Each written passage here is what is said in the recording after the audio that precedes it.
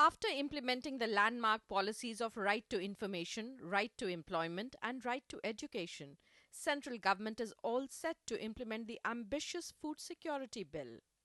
The bill provides for giving food grain at highly subsidized rates to about 80 crore people, or the three-fourths of country's population. Union Cabinet had only last week approved the final draft of the bill.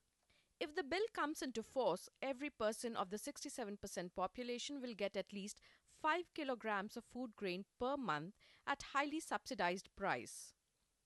Extremely poor sections of the population will continue to get 35 kilograms of food grain per month.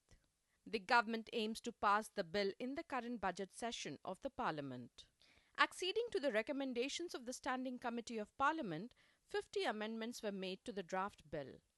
The Standing Committee gave its report in January this year. Within 3 years of its coming into force, the bill seeks to provide through fair price shops rice at 3 rupees per kilo, wheat at 2 rupees per kilo, and coarse grain at as low as 1 rupee per kilo.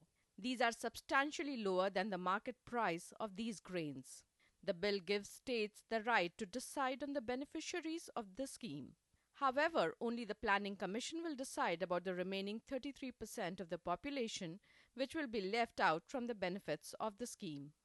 Implementing the bill will put huge burden on the state exchequer.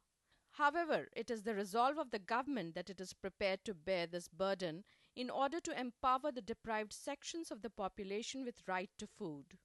The scheme was one of the foremost priorities of the UPA-II government. Congress President Sonia Gandhi has been one of the most vocal votaries of this landmark scheme. According to an estimate, the government will require about 6 crore tons of food grain. It will also entail food subsidy worth 1,25,000 crore rupees. In the revised bill, there will only be one category of the beneficiary as against two categories, namely primary and general categories, as envisaged in the previous draft. The revised bill specially focuses on addressing concerns expressed by the state governments. Central government will reimburse the expenses borne by the state in transporting and storage of the food grains under this scheme. Centre will also reimburse the profit margin to the fair price shop dealers. The food grains supplied through the scheme will be lot cheaper than those available in the ration shops as part of the subsidized food grain scheme. The Food Security Bill was first introduced in the Lok Sabha in December 2011.